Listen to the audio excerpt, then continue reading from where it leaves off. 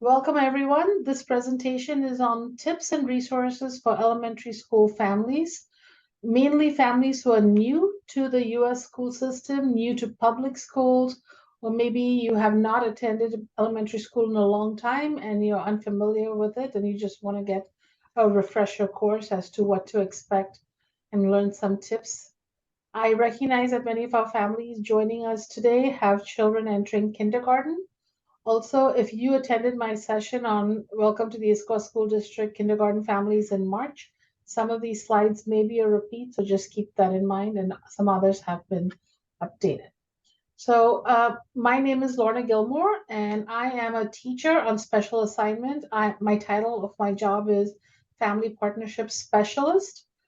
And along with me, I have Susie. Susie, if you would mind introducing yourself. Hello, my name is Susie Amane. I am the admin assistant to the equity department and support Lorna and our department throughout the years. Thank you, Susie.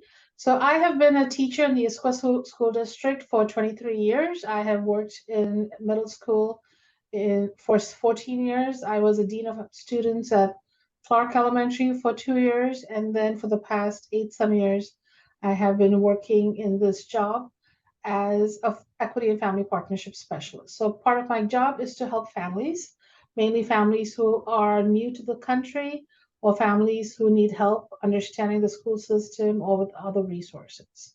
So the purpose of today's presentation is to inform parents new to the US public school system about navigating schools. When I moved to the United States when I was 10, it was definitely a struggle for my parents to understand the school system. And when my daughter started elementary school, because I never attended elementary school in the United States, it was very surprising to me. I didn't understand what a recess teacher was. A lot of the things she would say to me didn't make sense because elementary and middle and high school in the US are very different. There are some things that are very unique to the US elementary school system. So I support and supervise 3 family partnership liaisons, and our family partnership liaisons work at different schools. So we have 3 of them, as I said, and each one of them works at what we call a feeder pattern. This link is also added at the end of the slide deck, so you will know who they are, but you are welcome to contact them if you have any questions, and they can meet with you one-on-one. They can have Zoom meetings, telephone conversations, or you're welcome to visit the school to have conversations with them. And each of them support and work in different buildings. So they work in different buildings for half a day, and you're welcome to go to the site to see which liaison works at your building.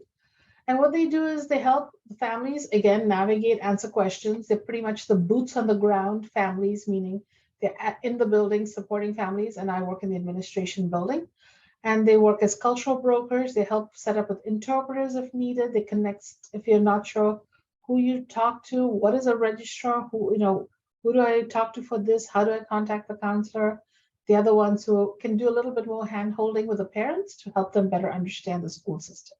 So today I'm going to give you a lot of information. People have likened it to drinking out of a fire hose, as in it's a lot of information coming at you really fast.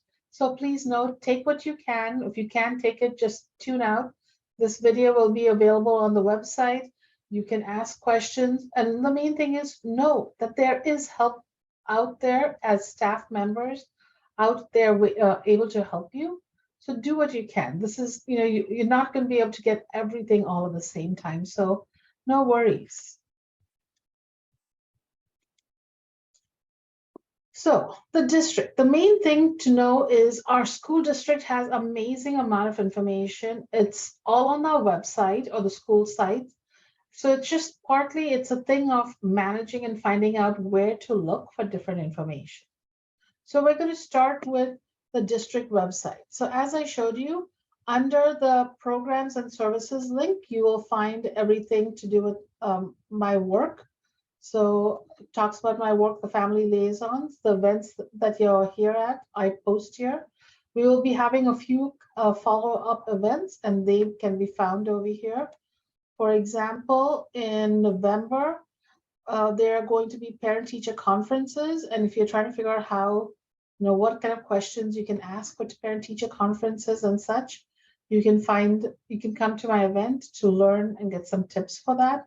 Also in October, I'm going to have a follow-up Family Connections night. This is just a Q&A, more questions and answers, no formal presentation. But all these events are listed over here, and there's a registration form over here. So any event you're interested in, come to the site. Also, as I've done events in the past few years, I post all of my videos and the information in the slide deck, not the slide deck because it needs to be accessible. So a lot of the information is over here. Some parents asked me about reporting what happens if there's bullying. What does that mean? How does that work? So that information is over here. Also, if you have a 5th grader who will be transitioning to middle school next year, I will be doing an event sometime in February. But if you want to get a head start, you're welcome to watch the video for that.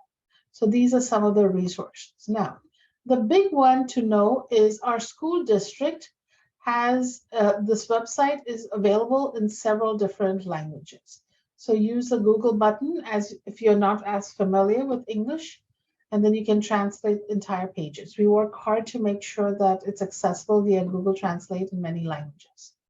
As I also told you earlier, there's so much information, it's overwhelming.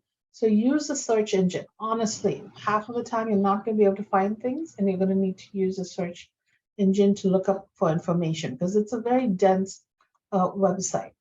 Also, for family access, it's here, but if your child is using Clever, know that you can access the Clever accounts over here. The schools are all linked to this page.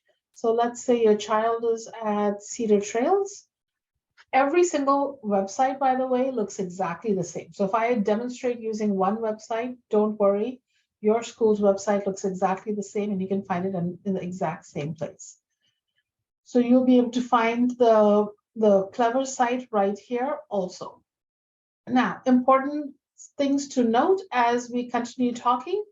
You make sure if you have any questions or there's some kind of issue comes about, you can look under a section called Issues, Questions, and Concerns. And you can see, well, if I have a problem at school, what do I do? How do I start? So there's a nice step-by-step method to help you. You always start by contacting the teacher first, and then the assistant principal, and then you take it on. So if your teacher is unable to resolve the problem, you move to the next step. So parents can request a phone call, an email, or an in-person meeting from the teacher. Most teachers are expected to respond within 2 school days to parents' request. And so if they don't respond within 2 school days, you're welcome to email them and remind them. And if it's not working out, you're welcome to contact a principal, assistant principal, or a liaison to say, hey, I'm struggling over here, I have some questions, and I'm not getting any answers from the teacher. So that is over here. The next thing, one of the things I do is I meet with a group of parents, and they're called the Family Partnership Advisory Group, a group of parents that help me better help parents like you who are new to the system. By the way, you're welcome to join that group. Let me know if you're interested at the end of the session. But one of the things they told me was, as we started school, we had no idea who to call. My child missed the bus, and I didn't know what to do and like who to call. My bus route listed in the transportation was not really the right bus route for them. Who do I contact? When my child is absent, or there's a problem with they were marked absent, but they were actually there, I need to send a letter to the attendance office. Who do I contact? What is a registrar? So all of that kind of information is available on the who to contact list. If you have a problem with Clever, who's the first person you need to reach out to? Lunch balance. I have a lunch balance. How can I pay? Who can I ask questions about that? So a lot of that information is under here to help you figure out who to contact for different situations. Okay, so we can just see over here, Clever. If you have any questions, it says contact the teacher. And if that's not working, you can email EdTech Help to get some resolution to your Clever account. Now, the other thing that I like is I usually use the district site to navigate for the big questions. For example, the school calendar. The school calendar is, by the way, the Issaquah School District has 26 schools. We have 16 elementary schools. The 16 elementary schools feed into specific middle schools and then feed into specific high schools. If you're counting, you'll probably count one more than that. It's because Echo Glen is a youth detention center that is run by the state, but the school district also supports. So it's listed as part of our school district. So going back, the school district calendar, one of the favorite things, it's an important one because it'll help you planning for any days off, December vacation, February and April break. And so you can see this is a great thing to print out and post on your refrigerator or something, so you know exactly what your school year looks like. As you can see, the first day for all students, so if you have multiple children, your students in grades 1 through 12 are going to begin next Tuesday. However, kindergarten and kindergarten alone starts on September 1st. Now, what's going on with the teachers, the kindergarten teachers that first week? Well, between the 29th and the 31st, they're going to be doing something called Parent Family Connections meeting. So they will be contacting you and you will go in for about 20 to 30 minutes, meet with that teacher. She'll ask you lots of questions. You'll develop a relationship, start working on a partnership. Your child will probably take some assessments during that time. So make sure you have an appointment and you'll get the information about what's going to happen at the appointment from your child's classroom teacher. On September 28th, there's going to be a meet the teacher. But in general, this is a great calendar for you to keep in mind. For example, October 23rd, January 26th, and March 15th are no school days. And those are not really days you would have thought about because they fall beyond the regular vacation, big vacation days. Also, another thing unique to elementary schools, and this is elementary schools only. Students do not have school on November 8th and 9th because those 2 days are for parent-teacher conferences. The teachers will schedule meetings with parents and the children stay home all day. Most teachers, kindergarten through 3rd grade, they ask the parents leave their children at home for those conferences, and they're short conference, only about 20 minutes long. So just note that also there will be 3-day week, no school days for your children in November as the teachers are meeting with parents or parent-teacher conferences, and we'll talk more about that.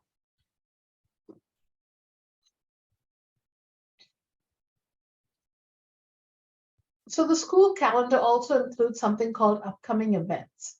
And it's really helpful for you to look at that upcoming events page, because in the upcoming events page, you will see important dates for the school. So right now, the school probably sent you should all have received an email today from the school with some important upcoming dates. They'll probably talk more about what you'll meet the teacher, what time it begins, reminding you about the first day of school. So as you can see from the upcoming events page for Clark, it provides you with a lot of information, including, for example, your curriculum night, a school picture day. So things as parents you want to know. There's also a full calendar available if you want to look at them at a glance so that you know what's going on at the school that month. So, and some schools post a lot of information, like some schools have the iReady testing and diagnostic assessments posted on there. So this is also a good calendar and a way to view what's going on at the school. So as we said, meet the teacher. All schools have it on the same day. It's going to be slightly different times and maybe for different grade levels at different times. So check the upcoming events. It's really important. It's a great time to help your child get familiar with the classroom, the school. It also is an opportunity to meet other students and other parents very often. Kindergarten to 5th grade students and families attend this event, and your child's teacher is going to be posted tomorrow evening on Family Access, and you can look at it after 4 o'clock. So it's usually around 4 o'clock. The window is open so that you can look and see who your teacher is going to be next year. Many of the school supplies you will be purchasing or have purchased, you will also drop off at the Meet the Teacher. The teacher will have different bins in different areas. and you'll put the different items in the different bins as requested by that grade level. So the supply lists are very generic, and we'll talk more about that in a few minutes. And of course, I also said that for kindergarten parents, it's conferences, those first 3 days, 29th, 30th, and 31st, and school starts on the 1st. And then all elementary students will have parent-teacher conferences, and in that 2 days, the students don't go to school on November 8th and 9th. Some grade levels, not schools, some grade levels, 4th and 5th grade sometimes, do something called student-led conferences, in which case you can take your child with you to the conference because they're actually going to do a PowerPoint and a slideshow telling you what they're doing under the supervision of the teacher, and then the teacher will also talk to you during that time. The importance of this is it's honestly the only time during the course of the year that is specifically designated for parents and teachers to meet. Besides that November conference date, if you want to meet with a teacher, you will have to ask. You will have to email and make a request for that. There's no other dates designated for parents, teachers to meet to have discussions regarding their child's progress. Also, since these are 20-minute appointments, in October, you will be asked to access your family access account. Go into your family's access account. There'll be a button called Conference Scheduler, and you'll go in there and choose a date between the 8th and the 9th, November 8th and the 9th, between 8 and 4, a 20-minute window to meet up with a teacher. So make sure you follow up for that. And a reminder, for some parents, after November, they're thinking, wait, what's going on? I want to talk to the teacher again. You're invited to email or call the teacher and ask for a one-on-one meeting at any time during the course of the year, but it's something that you have to initiate and work to set up. It's not a set day and time or set days where the teachers have full availability to meet with parents. So some parents new to the US are unfamiliar with the concept of a school district. So in Washington State and Issaquah, we have school districts. So all students who live within a certain boundary, certain attendance area, it's all based on your address. So when you registered in the Issaquah School District, you entered your address, and then based on that address, you assigned a school. Now, what happens is if you move at any time during the course of the year, you are expected to move. So even if you move in March or April, you will be expected to move because you attend your public school in Washington State is dependent on your address. Okay, so public school is also available for all. So it doesn't matter if you move in March, you don't have to worry. Oh no, will Clark or Sunset or Discovery allow me or accept my child? It is state law. They're going to accept your child in the middle of the year, because you live in that public school's boundary area. Okay. The hard part is you will be asked to transfer if you move and your address changes. So it's all based on where you live. Now, some students or some families are asked to go to other schools and not the neighborhood school, in which case you will have to apply for something called open enrollment or transfer. And that's something I'm not going to go into details. There's a link on the site. You can look into it and investigate it more if you're interested. Next thing, depending on your school, your child will automatically be then going to a specific middle school. So it's not based on tests. It's not based on scores.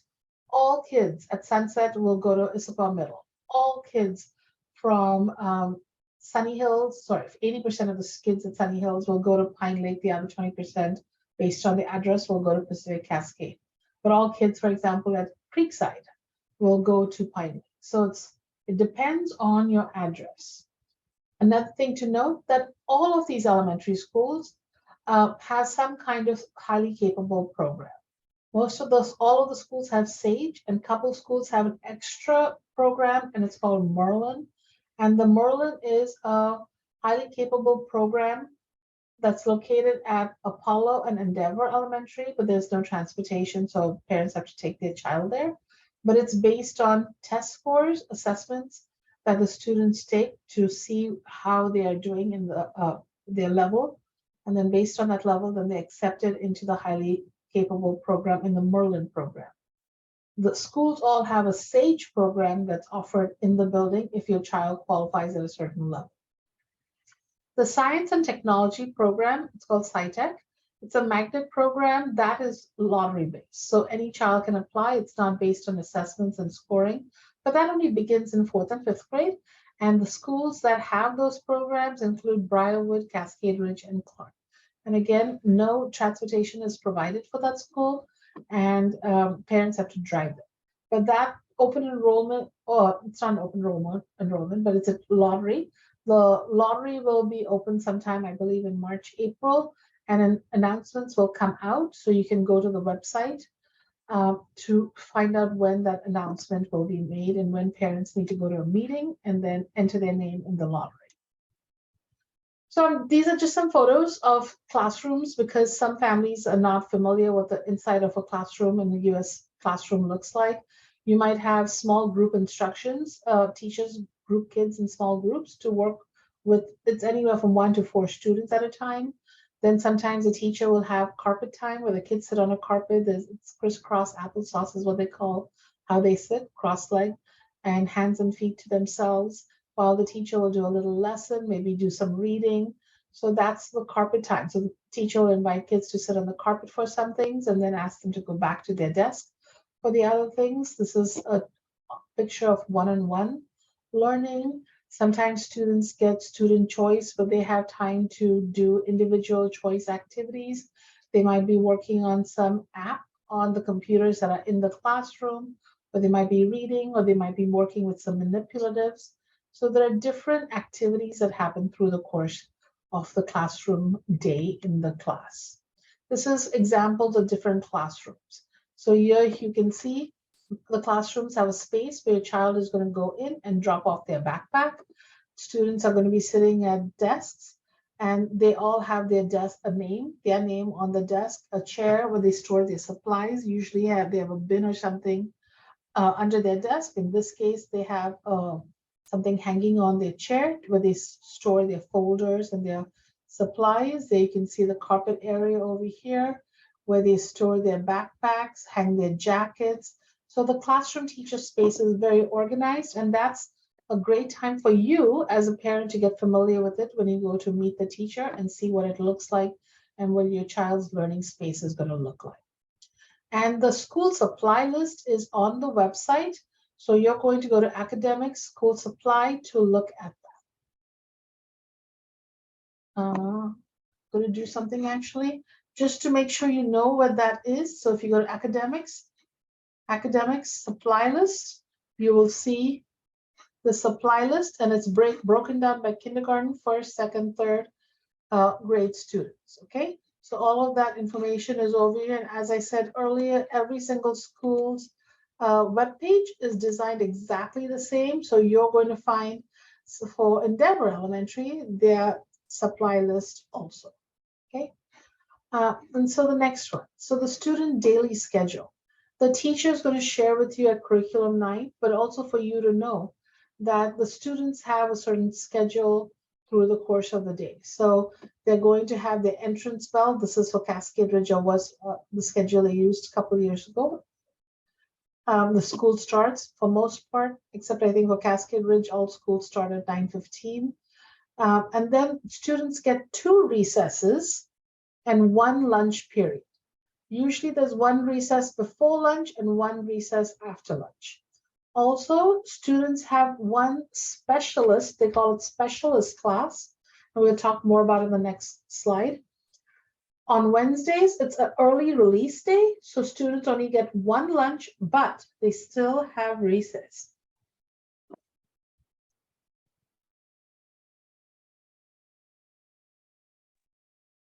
And on the kindergarten students, they have a thing called purposeful playtime, and at your parent meeting, that first week, next week of school, the teacher will talk more about what purposeful play is.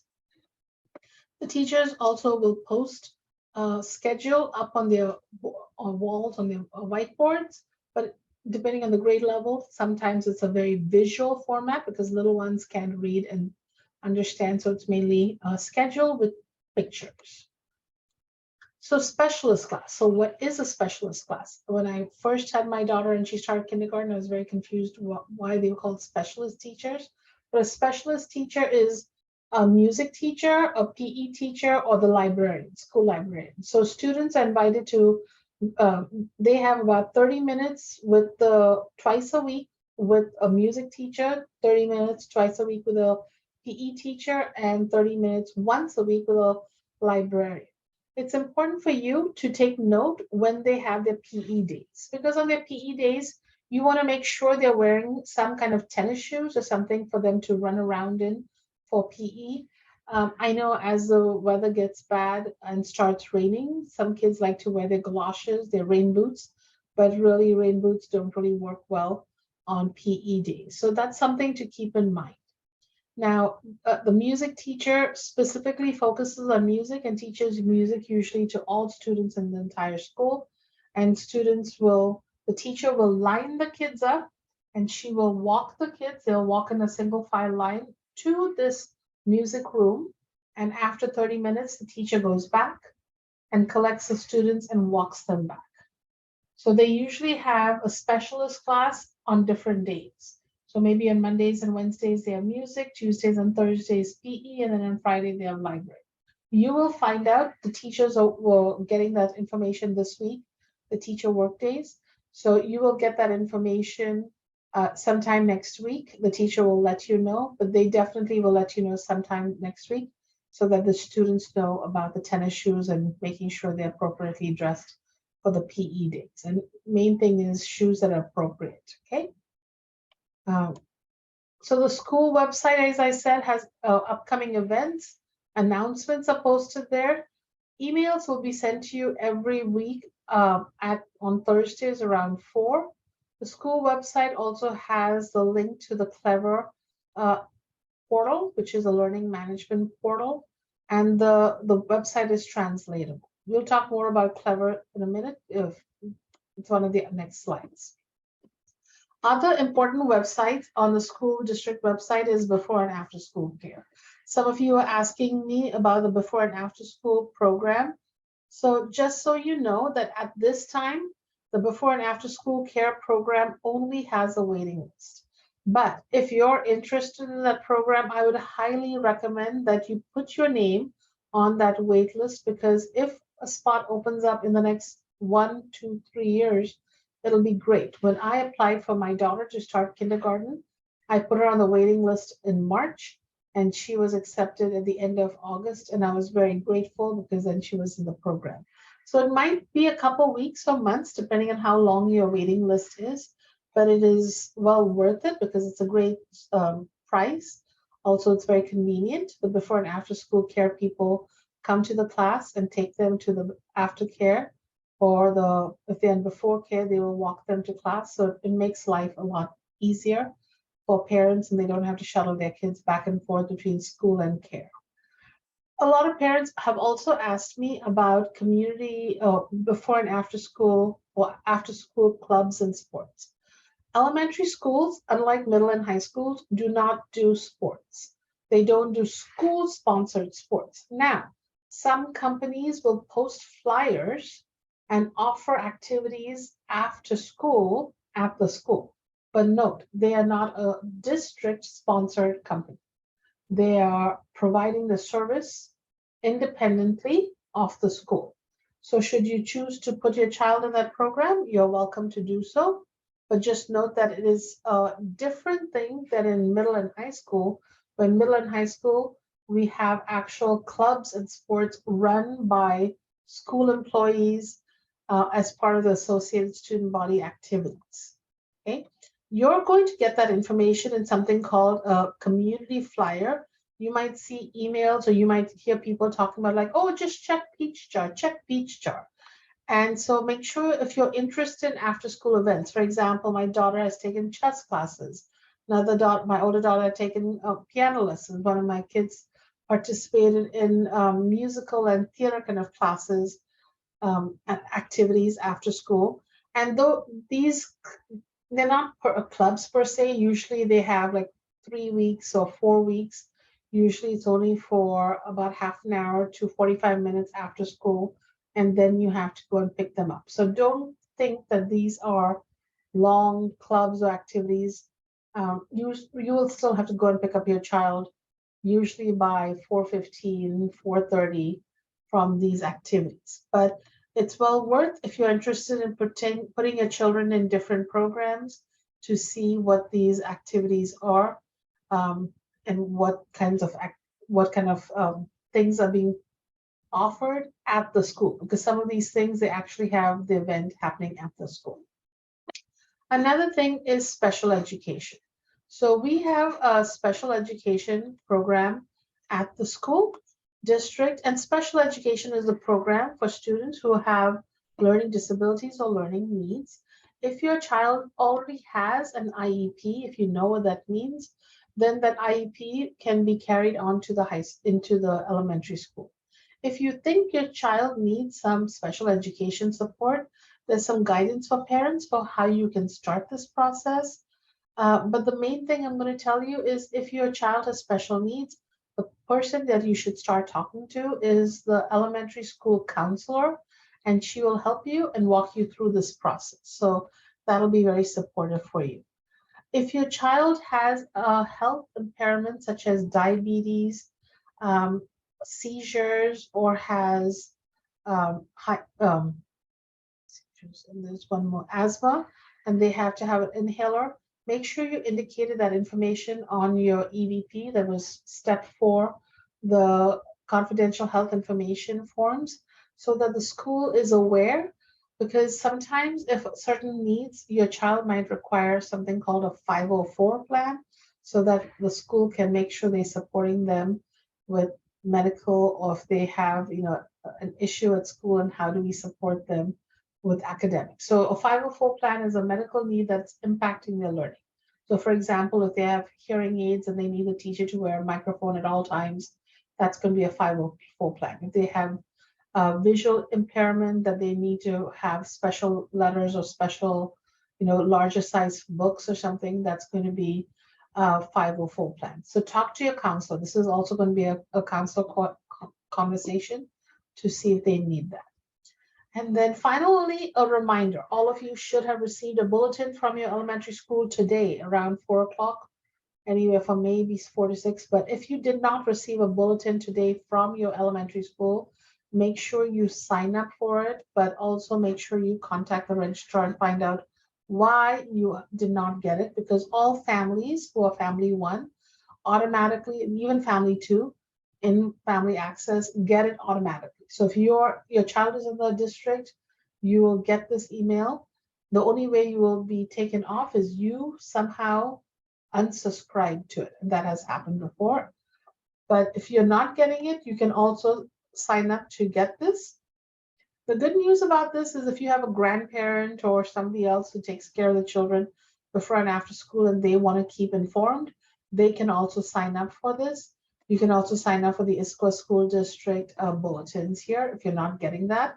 And those ones are sent on Mondays at Monday afternoon around 4.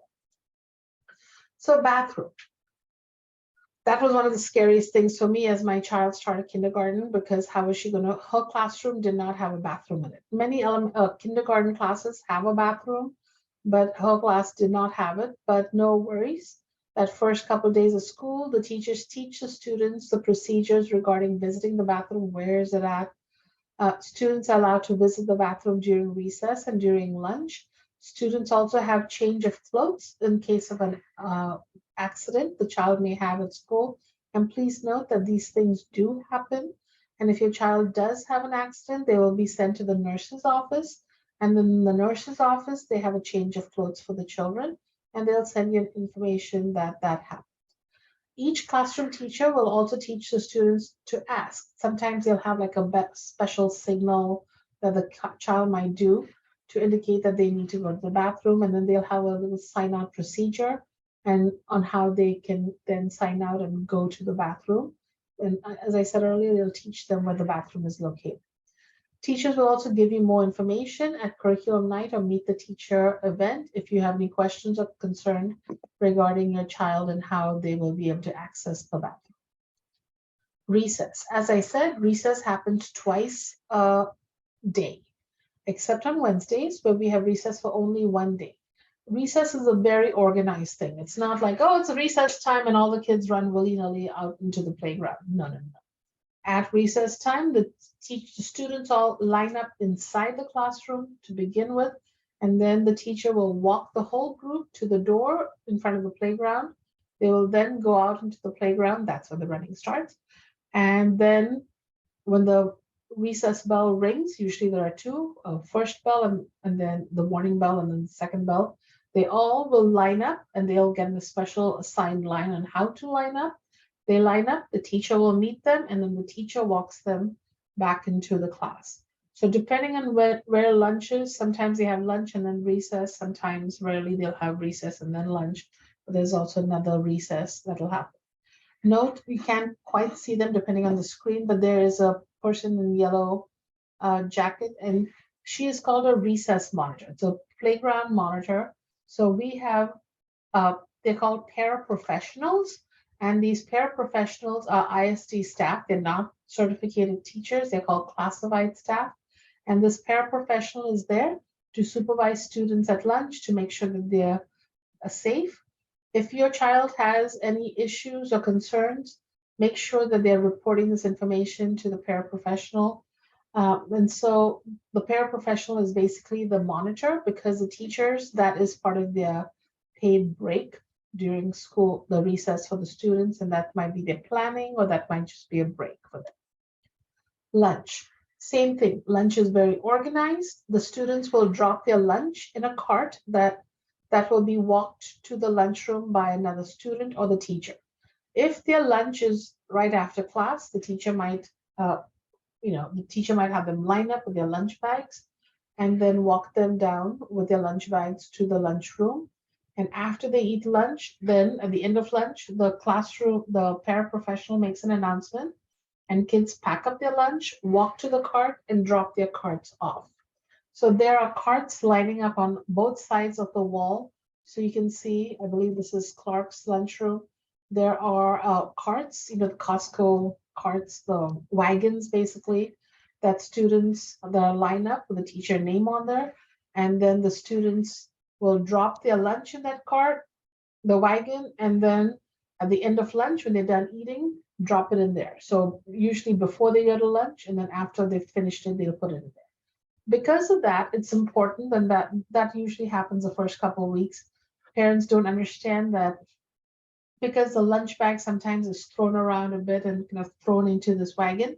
Make sure that it's durable, okay? And make sure your child's name is on there.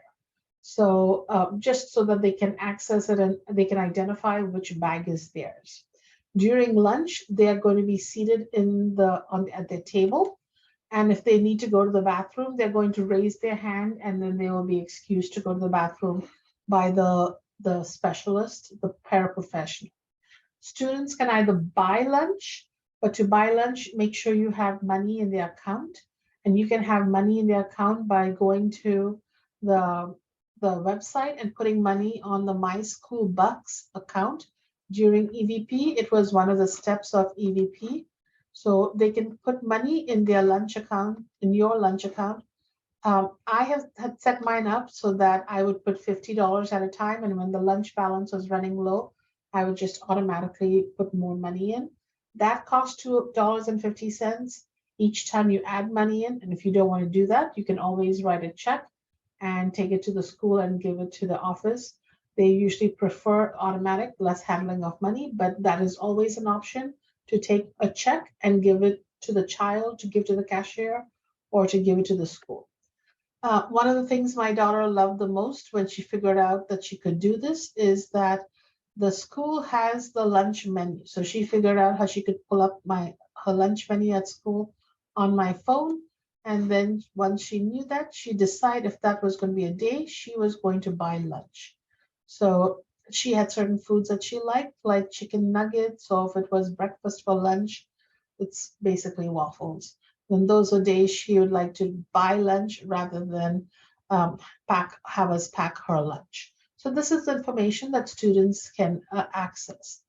If a child is buying lunch, the teachers usually ask them, who all are buying lunch so that the lunchroom knows how many kids to make lunch for. And I'm going to strongly say, if at all possible, please do not have, unless your child is free and reduced lunch and you need that support, the first week of school, don't encourage them to buy lunch because the lunch lines in elementary school are quite long. So if you can at all, provide them a lunch. Now, if you need financial assistance, please note that students, there is a free and reduced lunch program. All of you saw that option during EVP. And if you did not see it and you need assistance with filling out that form, please let me know and I can have one of the liaisons help you complete that. And next thing is the menu. Some parents, based on their religious reasons, or if the child has allergies, are very concerned about that. Information regarding allergies and other information is available on the menu. So you can look at that information over here.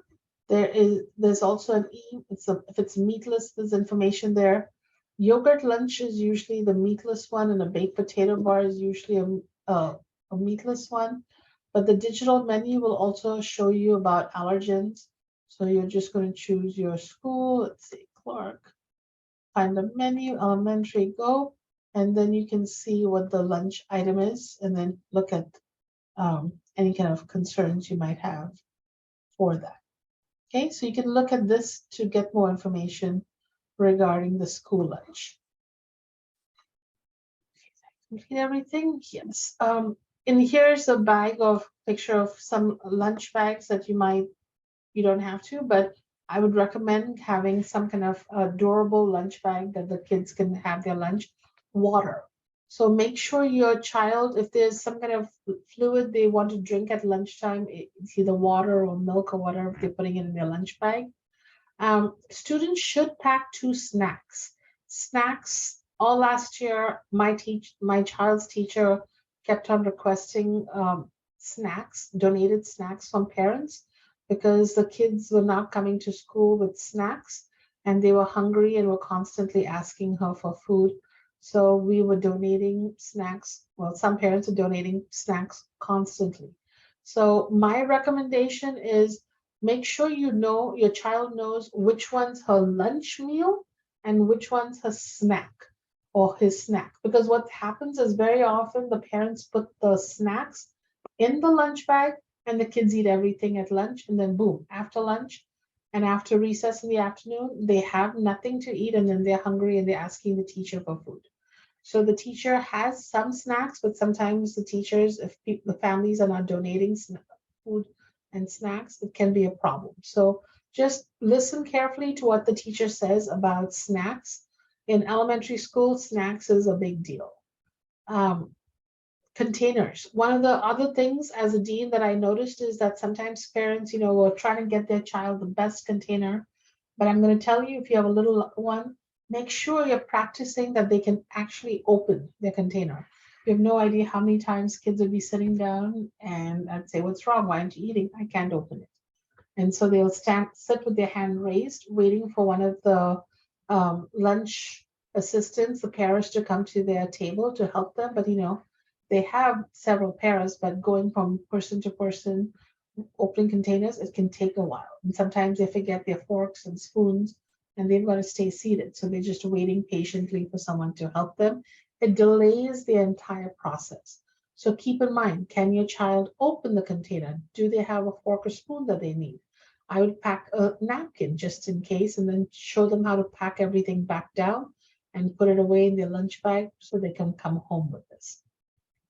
I would also recommend maybe having 2 bottles, one that they're putting in their lunch bag, so they're sure to drink something after they come back from recess when they're eating lunch, and maybe something that they're leaving in their classroom at their desk, because remember, that's all in that they're bringing with them. And then if they're going out to recess, where are they putting this food? So just the management of their lunch bag and their bottle of water. Many kids just don't drink enough water, and so that's the solution for some kids. If your child has an allergy, know that there is an allergy table and separate seating for children who have allergies. So if your child has an allergy, talk to your classroom teacher about the plan and what's going to happen for your child with the allergy. Transportation. So if your child lives within 1 mile of the school and has a safe walking route, then they may not qualify for a bus. So when you completed your EVP, you said yes or no, qualified question mark. So if you want to know if your child qualified for a bus or that your address was less than a mile, you can find that information and find your bus route, which I'm going to do in 1 minute. But before I do that, I want you to know that if your child is getting on a bus, please, especially if they're not talking much or they're very shy, on their backpack, put a tag with their child's name, the teacher name, and maybe your telephone number so that when they get off the bus, especially that first week of school, people can help them and people can get them to where they need to go. When they get off the bus, that first week of school, there will be adults and staff to help escort them to their teachers' lines. You'll see that there'll be lines where students will all line up and the teacher will meet them in front of the school and usually walk them in, or sometimes they will line up and then when the bell rings, they'll walk inside. So it depends on the school's plan for entry into the school. So make sure your child knows an adult, if they're not going to be talking, especially if they're very shy or very young, there's a tag on their bag. So the great news is currently the bus routes are posted on the website. And to find your bus route, you're going to click on this button. You're going to go to the transportations page and you're going to go to access the e-link to look up your child's bus route information. All you need to know is your child's name and their birthday. The birthday you're going to enter as month, 2-digit for month, 2-digit for date, and 4 digits for year. No dashes, dots, or anything, just one long thing. And then you're going to log in. The good news is you can look at all your kids' bus routes in the same click of a button. And when you look at that, you will be able to get a lot of information for your child. And what that information is going to look like, it's going to look like this, where it's going to give you a screen that shows you where will the child be picked up. Okay, it's going to have an address. Please find that address before Tuesday. I will honestly tell you, my first year with our daughter, our pickup location was in a completely different neighborhood, and we had to contact the transportation department and say, no, can you switch where she's going to be picked up? Another thing to let them know is this is important. So on that tag, you're going to put your child's name. If you can, put their bus route number. Okay, this is important for the teacher, but honestly, once the student is in the class, somebody asked me this question, especially for kindergarten through 3rd grade students. At the end of the day, students are lined up and they will be dropped onto the bus. I see that it's my next slide, so I'm going to hold off talking about it. So pickup addresses here, the time the kids are going to be picked up, always show up at least 5 minutes before, the route number, and then it shows you what time they'll be dropped off at the school. And then after school, what time the school bus will leave the school. It's the same route number, the address is going to be dropped off. Most likely it's going to be the same. And what time the child will be done with school. Most kids arrive around 4-ish. And then on Wednesday, note, this is something that new parents very often forget. Note, on Wednesday, your child is done early. So please go to the bus stop early, or please go to the school early to pick them up. Sometimes parents forget that it's a Wednesday. So dismissal. Dismissal is a very, very organized method on how teachers dismiss students. It's very unlike middle and high school where, school's over, kids, and then everyone rushes out the door. In elementary school, the teachers start having the kids clean up, pack up, and line up within 5 or 10 minutes, depending on the age, before school ends. Once the kids are lined up, and by the way, kindergarten kids, they start doing it 20 minutes before the school day ends, because as you know, sometimes kindergarten age kids are a lot slower to organize and get going with these things. So lunch is about, I think it's 20 minutes or 20 or 30 minutes. I can't remember. I'll have to go back to that. So the teacher has information. So the teachers that meet the parent day, they're going to ask you right away, or they're going to use the EDP information. In EDP, you wrote what is the kid's dismissal, if someone's going to pick them up, or they're going to take the bus, or what's the plan. So usually it's there's before and after school care, or it's the parent will meet them in front of the school, or they're going to be put on a bus. So you also have the walkers and the drivers. So the teacher in the classroom starts by lining them all up, and then they walk them off. And then as they walk them out, they will put the kids on the different buses based on their bus number. Then they'll walk to another area, and as they see the parent, they will start sending that child to that parent. So it's very important that we make sure that we only dismiss the child to the parent. So there's a lot of safety and security measures in place. That's where meet the teacher and the EVP come in handy, because a lot of information was provided there and a lot of information to the teacher so that they know exactly how the child will be going home. So make sure you're part of the conversation, that you've provided the teacher with that information. And in kindergarten kids, by the way, they sit up front, in front of the bus, and then 1 through 5 in the back. Usually it's kindergarten the first, then the first graders, second graders, and so forth, and then the fifth graders sitting all the way in the back of the bus. So as I said, dismissal is very organized, and parents need to know. Another big thing is, let's say 3 days after school started, you change your mind and decide you're going to pick up your child. You need to make sure that you let the school and the teacher know well in advance, because your teacher is going to put your child on the bus and you might be waiting for them.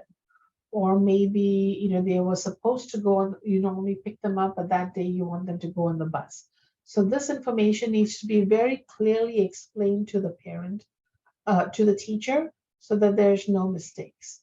For kindergartners, if you have not already submitted a paper with the child's photo on it, please do so, because the bus drivers usually print out a list with all the kids' photos in there, so they know the student, because when the bus then pulls up to drop off the kids, they need to be able to ask the parent, who are you, and identify, so then they can give you the child on the bus. And never try to get on the bus, either at pickup or drop off. Parents are not allowed within, I think it's like 10 feet of the bus doors. So please let your child walk. It says be sure to stay 10 feet from the bus door. Your child will come to you, and do not cross behind the bus, but always cross the bus, cross in front of the bus. That's why they have the stop sign. Every now and then we have an emergency. And if we have an emergency, there's something known as an emergency transportation bulletin. The emergency transportation bulletin is a document that will be sent to you in October, and it talks about what to do in case of emergency closure or school delay. This is an important document for you to look at, just because for some neighborhoods, it's not possible for the buses to go up some hills. And so they have something called alternative routes or snow routes, and the bus stops will change. So it tells you over here what stops are changing, and what neighborhoods are impacted during inclement weather. So you can also get the information about buses. If on the announcement or on the text it says buses on snow routes, keep that in mind, that it's saying something special and different, in which case you will have to go and access your child's snow route. So access to Snow eLink. That's access to the eLink for your bus for kids, bus route for your kids on snow days. So if it says 2 hours late, so instead of dropping your child off at 8:59, you're going to drop off your kid exactly 2 hours later, 10:59. But as always, you're going to be there at least 5 minutes early, just in case the bus is early. So keep those kinds of tips in mind. But again, the emergency bulletin gives you a lot of information, so you can get that from that document, which will be mailed to you. And if you don't see it, you can come here or you can find out why you didn't receive it. And most likely there's an address problem for you. So over here, going back, one of the things I want to make sure you have is when your child is picked up, they're only going to be released to the person you designated on your kindergarten paperwork. They're very, very careful with kids, especially. And so if you want a grandparent, even it's like, oh, I have to work early today, I'm going to have so and so pick them up. You make sure that that person's name is on a list and that can be picked up by that person. Otherwise, the child is not going to be let off the bus and they'll be taken back to school. So just keep these things in mind. Okay. So all of this is designed to keep your child as safe as possible. So homework. This was a surprise for some parents to know that there is no homework. Sorry, it's not graded. So my daughter was in 5th grade last year and she had optional homework. And I was sure to tell her that in my life, there is no such thing as optional, that she had to do it. But that was a conversation she and I had. For other students, their parents might be totally flexible and say it is optional. Every now and then she wouldn't do it. And, that was something that was a parental issue, but homework is optional. It's not graded. It is designed for practice. In younger grades, they'll usually give students a packet that they can work through the course of a week. And they're going to have that packet in the backpack. There'll be a take-home folder. So every day, especially for your younger children, because they can't really explain everything that's happening, check what they call a take-home folder. Okay. So every day you should be checking the take-home folder to see what's in there. Any paper in there, you're going to look over. It's the way the teachers are communicating with you. Take out all papers and documents. And on one side, it's going to say keep at home. And then another side of the folder, it's going to say return. So return the documents. Sometimes it might be something the teacher wants signed or assign some, assignment, homework that they're suggesting you do, and it's something to return. There are no textbooks in elementary school except for a math workbook, and even then, you're rarely going to see the math kind of practice homework book. Kids do all of their work in class. Very often what you'll see is photocopies of math paper assignments or worksheets, but you're not going to really see books at home. Teachers have supplemental websites. Those are apps. They're not really supplemental websites, but on the Clever site, there are supplemental websites, which are mainly apps that can be accessed by students at home. And a lot of those apps are fun apps, but they're also learning apps. There's Brain Pop. There's several reading apps. And my daughter would love, when she was learning to read, to have those books read to her or to try to read through the books. And that was a good way for her to practice reading or listen and learn words. The biggest thing teachers will tell you is all students every day should read for a certain amount of time. And so what they really push in schools is reading. Okay? There's always going to be read, read, read. And so as a parent, please make sure you talk to your students about the expectations regarding homework, reading, any math the teacher might be giving, what that means. Now, assessment. Also, assessment is very different. As a child, I would actually have to study for tests, and then the tests were a big thing. And, my scores were posted. It was very competitive. None of that happens in elementary schools in the Issaquah School District. So there are two different things. So one is a teacher might give the students a math test or a science test or like a spelling test, like an assessment, but they are graded and the grading is 0, 1, 2, 3, 4. Sorry, 1, 2, 3, 4. And then at the end of the semester, the grading period, you're going to see that your child got a 1, 2, 3, or 4. Okay, and we are working on what those numbers mean to solidify, because some teachers, to calibrate the numbers. When you're thinking of a test, most likely you'll be thinking of the iReady or the SBA, or maybe if you're interested in the highly capable, when those kinds of tests are being given. But very often you're going to ask the teacher, what can I do to have my child study for the test? or prepare for the test, and the teacher will say nothing. Okay, just make sure they have a good breakfast, well rested to take the test. Because the expectation is students are not expected to study for tests at home. The expectation is that the teacher is providing all the knowledge, or the student has already all that knowledge they need, and they're just showing what they know at that test. So it's not encouraged to have the student really study or cram for the tests.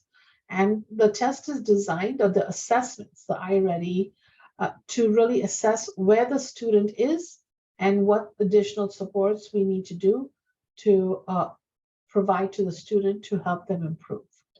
So teachers will work with small groups of students based on student needs using these frequent diagnostics that they give to students in the school. So they're trying to figure out where the students are and where they need to be.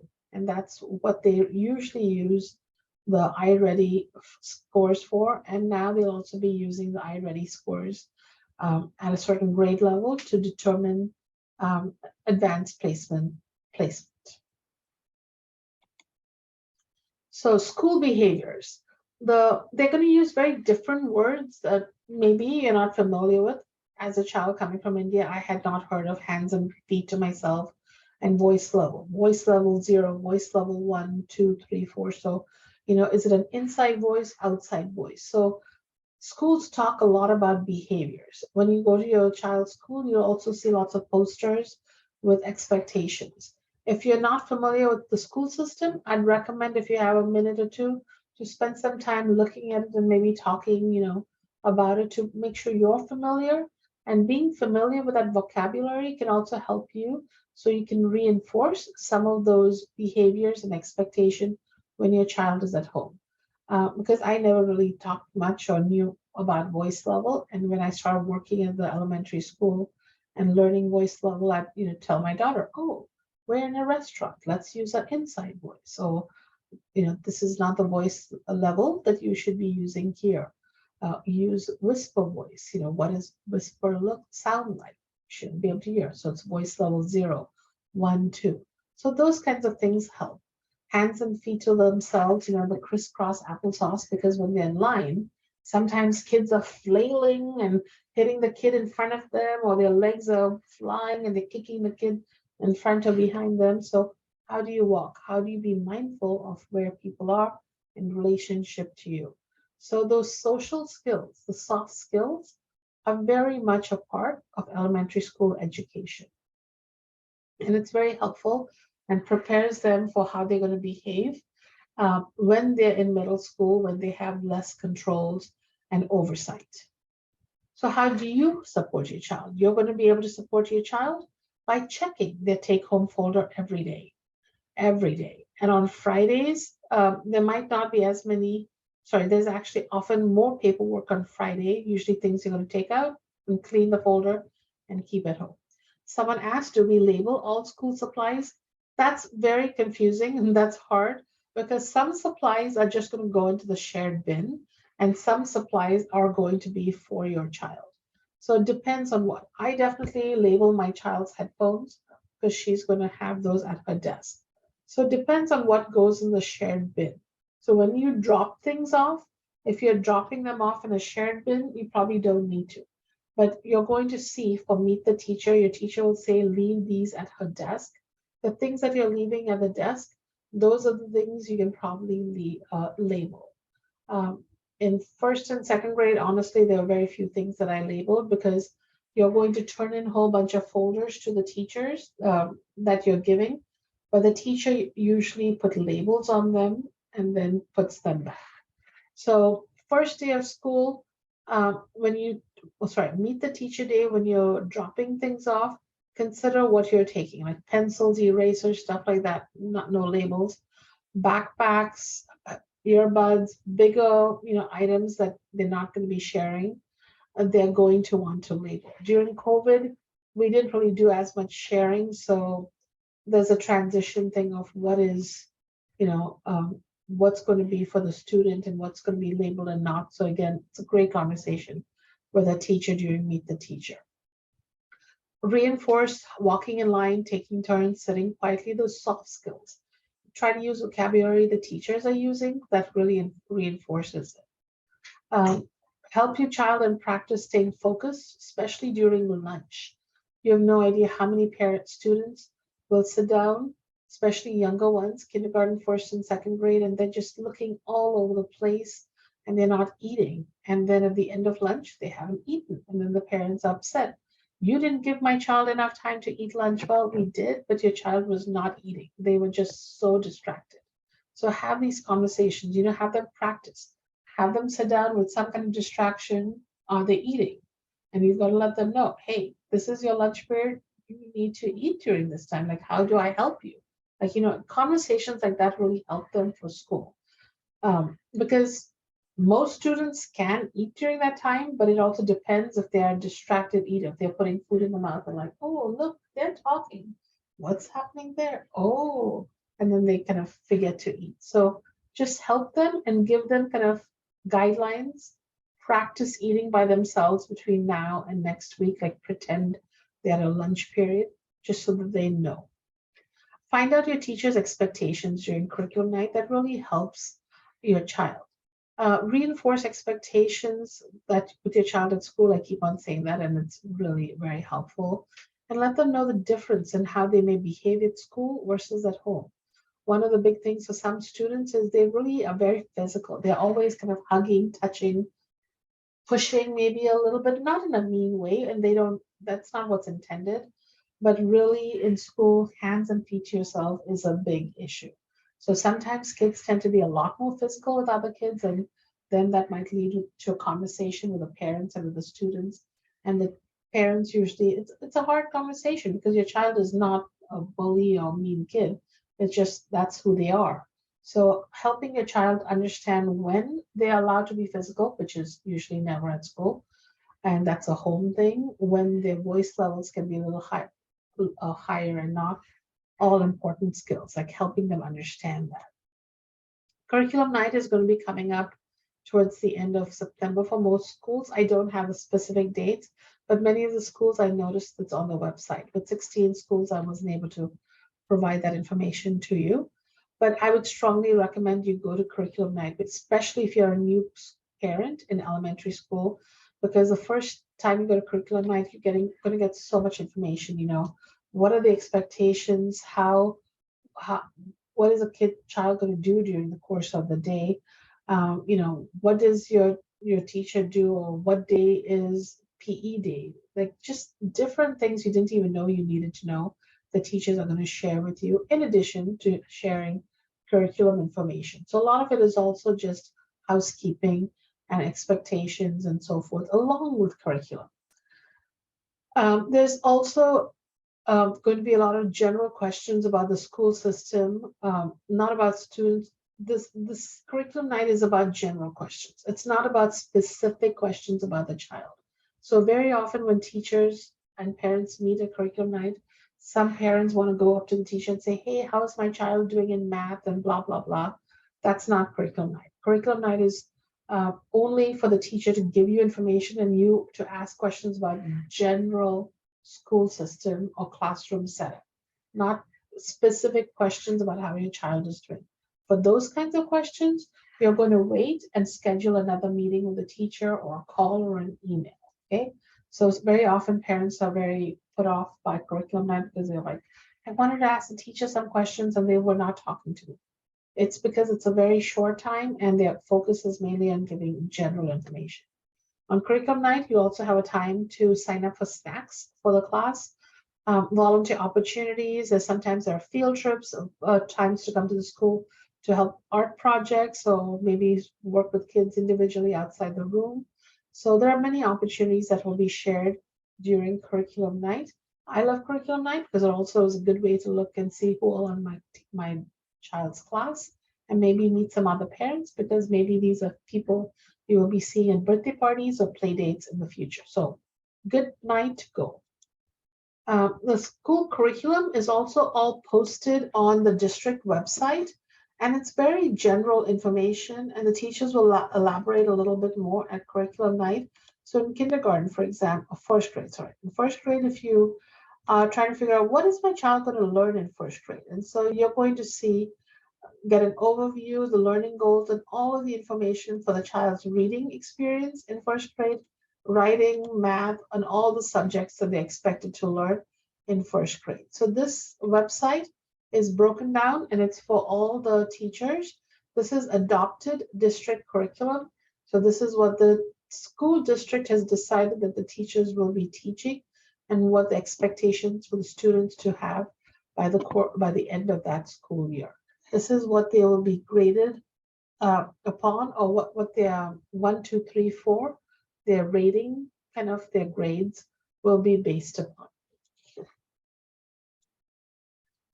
On curriculum night, teachers will also talk about the curriculum, but they'll also provide information about early literacy, dyslexia, highly capable, and other programs that I've already talked about so far, but they'll give you some more information. You might be able to ask some questions also during that time.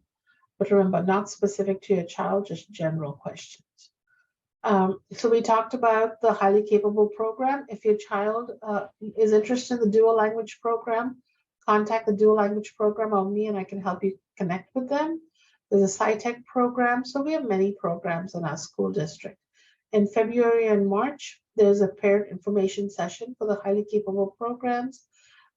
Kids who missed the testing because you're new and your child, let's say, is in 3rd grade, so never got tested for the highly capable program, you can apply to try to place your child in the program. And the application deadline is in mid-September, and there's a site that I'll show you in a couple minutes for it. Students who need more help with reading, there's a Title I program. It's a state-funded program. That's why it's called Title I. And that program is the students get special attention and need support by a qualified teacher, reading teacher specialist, to help them improve their reading and math needs. A lot of focus is on literacy. In addition, if your child is English language learner, they might be placed in the English language learner class, and a special certified teacher called an ELL teacher will also support the teacher and come to the child's classroom on occasion. And the two teachers will work together to address the needs of the English language learner in that class. So it's basically an additional teacher who is watching the progress and the learning, the literacy and the English progress of students who need that additional support.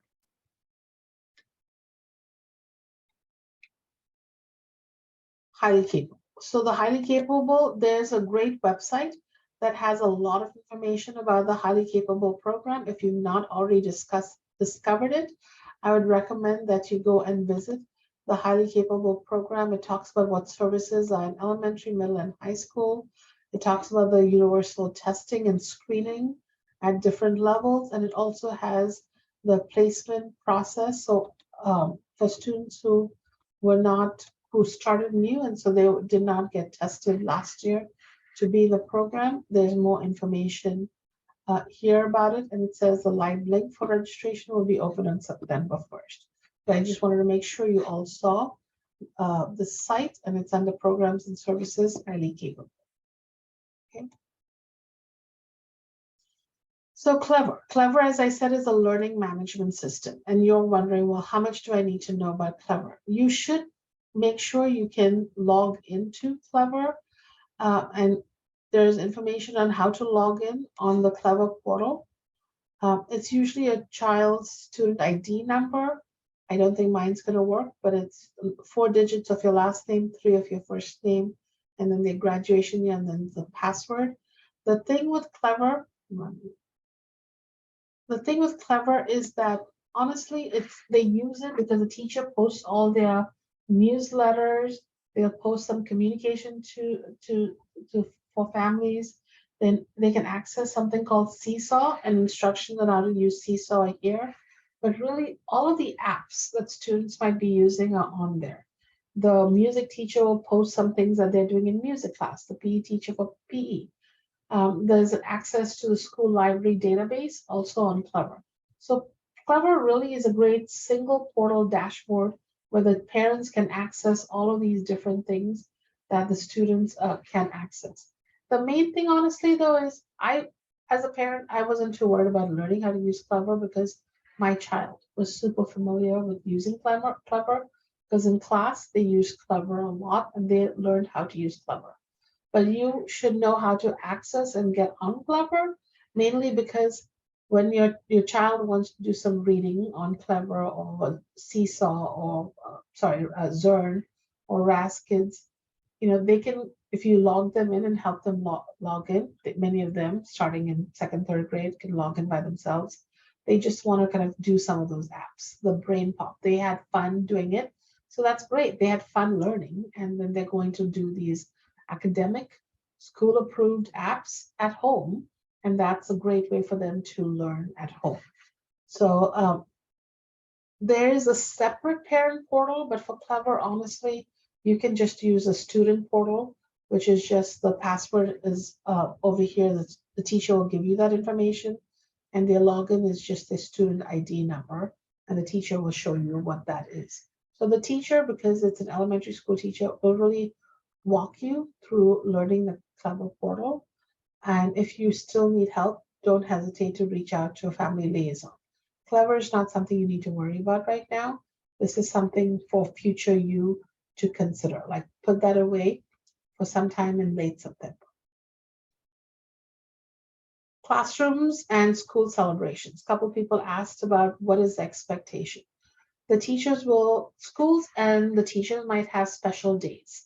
My daughter's class, very often, because the great behavior, they had certain celebrations, and the teachers will notify you about that. She might say tonight, tomorrow we're going to do a pajama day. Your child can wear a pajama and have a stuffed animal brought to class. Or that might be something like crazy hair day or twin day or something like that. So the teacher will send information to you, and the school might, depending if it's a whole school item, the school will put that information on the bulletin. So that's where reading the bulletin really comes into handy. Many schools, depending on the staff, they will have Seahawk dress up day or blue day, and all the students will wear blue or any Seahawk outfits that they have. So if you're not sure about the expectation, however, please be sure to reach out to the teacher and ask the teacher what the expectation is. Teachers are going to be very clear about any kind of cultural celebration or celebration they're doing in the class and give you guidelines on what to expect for those dates and those celebrations. So here are just some photos. This is a Seahawks Day celebration. Here's the kids made some kind of activity. It's Veterans Day, I believe. This was probably some kind of dress-up day event they did. So they have different spirit days, it's what it's called. Health. So make sure all your vaccines are updated. You probably can't start school unless they are, or unless you've had an appointment and can show that you have an appointment too. Make sure you have any follow-up appointments, vaccines that are needed. If your child has a fever, diarrhea, vomiting, they shouldn't be coming to school, and they shouldn't have a fever, diarrhea, vomiting for at least 24 hours before they can come back to school, and that's without meds. So every school has a health room paraprofessional. So they're not nurses, they're not certificated medical professionals. These people are kind of like the lunch or the recess people, but they have a little bit more training from school staff. But their title is health room paraprofessionals. When a child comes to the office and they have a tummy ache or a headache, they're going to look at them, and then very often they'll talk to the nurse. And based on what the school nurse says, they're going to call you, the parent, and let you know what happened. If the student has an accident on the playground, hits their head, scratch, bump, very often kids lose a tooth. All of that will be dealt with in the health room. If the school called you because your child is hurt, not feeling well, whatever, have a conversation. Sometimes they might just be informing you, and sometimes they might be telling you you should pick up your child, especially if they have a fever, vomiting, diarrhea, or hurt in some way. So it's hard because sometimes parents think if they get a call from the health room, that means they have to pick up their child. But note that have that conversation. Like, should I be picking them up? And the health room specialist won't say yes or no, but you are welcome to come to school. see how your child is doing. If they have a fever, diarrhea, vomiting, hurt, you're going to take them home for sure.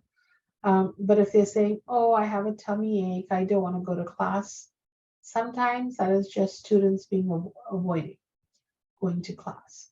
And we have some kids sometimes who are frequent flyers, meaning they go to the health room often because they don't really want to go to class. We're never going to say, nope, the child has to go to class and force your child. It's really something for you to look into and make sure that it is not, because we can decide maybe it is a stomach ache that they're having and this is a bigger problem. So we'll let you know that there's a problem and then you will decide what you're going to do about taking your child home for the rest of that day if you're invited to come to school or to talk to your child or pick them up. But you'll always have to pick up your child for fever, diarrhea, vomiting, and the bigger ones. Safety. For school safety, visitors have to be buzzed in. If you're going to volunteer, then that's one of the next slides. You have to fill out a volunteer application, and that's pretty much a background check to make sure that you're a safe person to be in a building with lots of students, children. Students always are supervised, and students are only released based on contact information you provided during EVP. So if it's not correct, please change that information. Social emotional learning is done to help resolve conflicts. So there are classes or lessons that with the school counselor and the teacher will do. They're called social emotional learning. And that learning is about, sadness, anxiety, or sometimes it's about if you're having a conflict, you are not getting along with someone. What are some ideas? How can you resolve them? What happens if you're having some big emotions, So they do a lot of social emotional learning in kindergarten through fifth grade using kid-friendly or approved curriculum, the SEL curriculum, to do those lessons. However, something for you to note is if your child ever reports that there's a problem at school, you should report it or discuss it with the classroom teacher and or the school principal, especially if it's a bigger problem. I would go straight to the school principal and let them know if it's a problem that you're trying to figure out, is this a big or not, big problem or not. You can talk to the classroom teacher, but the classroom teacher always wants to be part of the conversation if there's any conflict with other students, just so that they can also help you and help your child and be aware of it. But if it's a problem that you're concerned about and your child is, it's impacting them, make sure you're having a conversation with the school principal. The school really wants to partner with you, so don't be scared or anything about reporting it. It's okay. We can have conversations. And I'm not trying to scare you about that. I'm just inviting you to have conversations. Getting information from the school. So we've talked about that. Weekly newsletters. The elementary school teachers usually email you a newsletter. My teachers for 2 years did it on Sunday morning, maybe Sunday, but your teacher might email at a different time, but find out at Meet the Teacher Curriculum Night when they email that weekly newsletter. The weekly newsletter is excellent. So again, you're getting this email from the school, email from the district, and now I'm talking about getting an email from the teacher. If you don't have time to read all three, read the one from the teacher, most important one. And she'll also sometimes give you a summary of other things that might be on. So priority, email from the teacher, email from the school, email from the district. The school website, check it on occasion to see if there's something that you need to know. The phone calls. Teachers most likely do not make many calls. They usually do emails. And try not to call your teacher in the middle of the day because they're in the middle of teaching, so they're not going to be answering. So teachers usually do emails. If your bus schedule is changing, email the teacher, but if you're emailing after lunch, also communicate with the school office so they know any changes that are occurring. And if you have a specific question or unclear about something, again, email the teacher. So email is always the best way to communicate and get information. This is another way to communicate or get information from the school. So this is a one-way communication. If you opt in, you are going to receive messages from the school The best time I've seen this used is when we've had school closures or transportation issues. If a bus was late or delayed coming back or something. So you can dial that number and say yes, and then you will be part of that opt-in program. Um, when should you communicate with the school? When your child is absent, late, or leaving early, changing also the way they're going home or who's picking them up. If you have concerns about academics, that's a teacher communication. The other ones are both teacher and the office, maybe. If you're seeing a change in your child's social emotional well-being, contact the classroom teacher. You might also want to contact the school counselor. If there's a behavior concern that you're concerned about, the principal, assistant principal, or dean and the teacher would be people that you would be having conversations with. Okay. School counselors, just a reminder, a school counselor is not just, it's not a stigma. It's not just because your child is a problem child or you have some kind of problem. A school counselor is there at every single school to support the child's well-being, to help build those social and emotional skills. They're going to be there to help them work on, and they do whole class lessons on conflict resolution. How do you take turns on kindness and all of those uh, and all of that information. So school counselors are really important people in the school. And honestly, in elementary school, if anything is going on with your child, the school counselor besides the teacher is the person you really want to be communicating with. If your family is going through some kind of trauma, a divorce, a death in the family, your child, there's something going on, let the school counselor know on this and they can help advise you. The school counselor also can connect you with someone called a Swedish mental health counselor, and your child can work with that person on occasion, or at least a few sessions, just to see what's going on. It's not really a long-term counselor because they cannot take too many appointments with 500-600 kids in some schools. But if they just need a short-term kind of check-in, school counselor is a way to go. Parent volunteers. All parent volunteers need to complete an online application to be in the building. Applications can be found at this website. I would recommend that all of you do that between now and next Monday, because you don't want to be turned away if you're doing, let's say, a sad one that I experienced as a dean.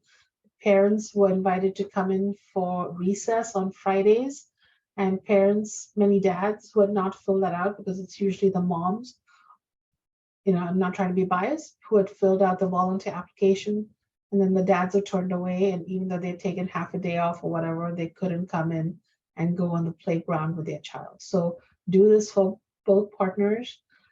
If your grandparent really wants to go to the playground on occasion, do it for that person. So make sure, people who plan on being on the school in the school building, in the classroom, have that volunteer application completed. Check for different volunteer opportunities during curriculum night.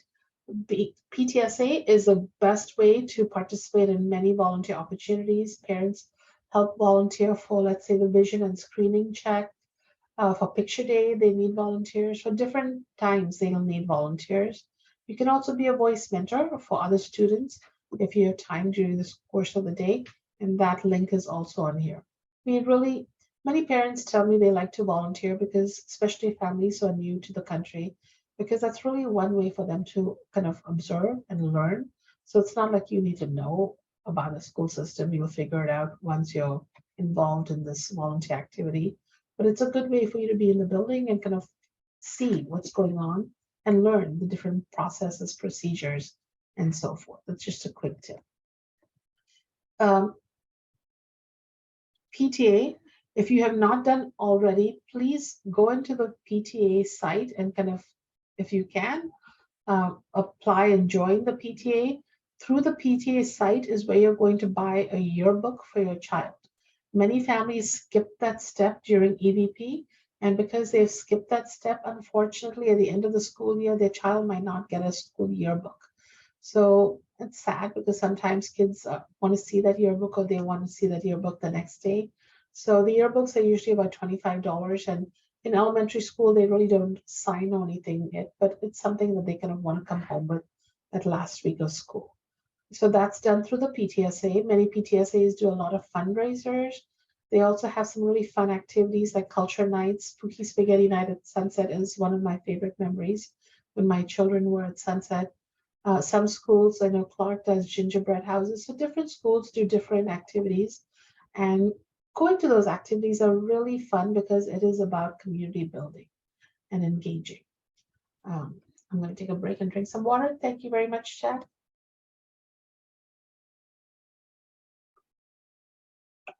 So education is free. It's a public school. Your child might need some school supplies that we ask parents to buy for them. However, if you are in financial need, you can let the school know and they will provide you with school supplies. Some activities also might need more money. For example, field trips, you might need to pay a little bit more. And if you have financial need, let the school know. We did a lot more field trips pre-COVID. I think we're slowly trying to go back to that point. So stay tuned, go to curriculum night, find out what's going on with field trips.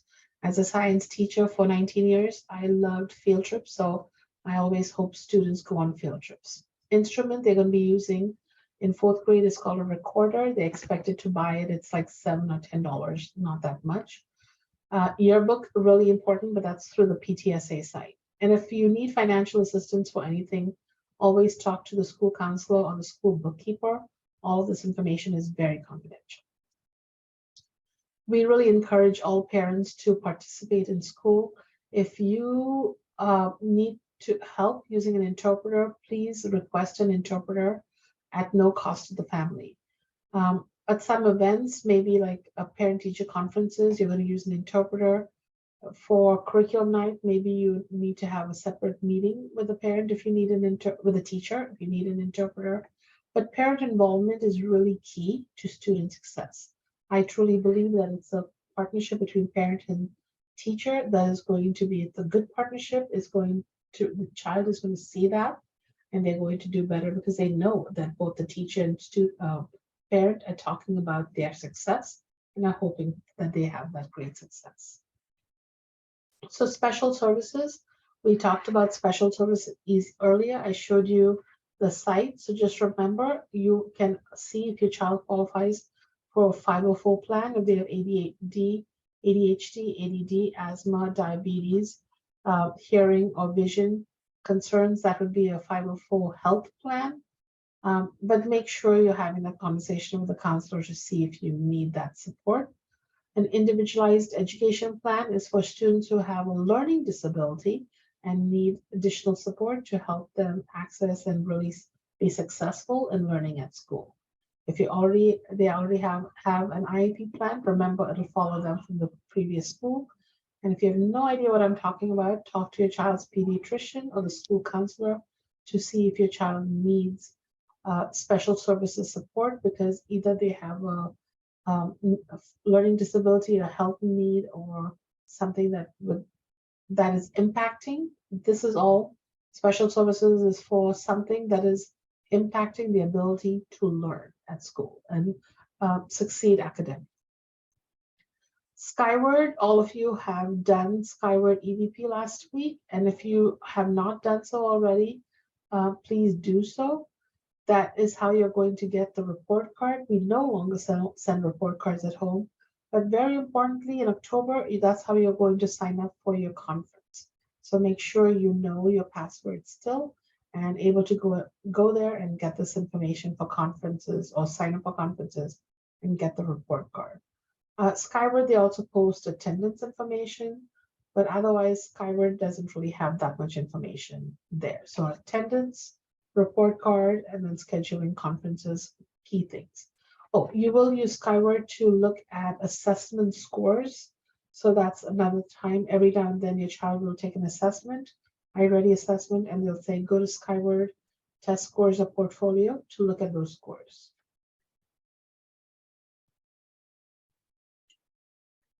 not expected to know this information, just putting this in the slide deck so that when I send it to you, if you do the feedback, you can get this information, who your liaison is if you need extra, if you have questions. And finally, we are at the end of the presentation. Woo, I'm so excited. It's only 8:06.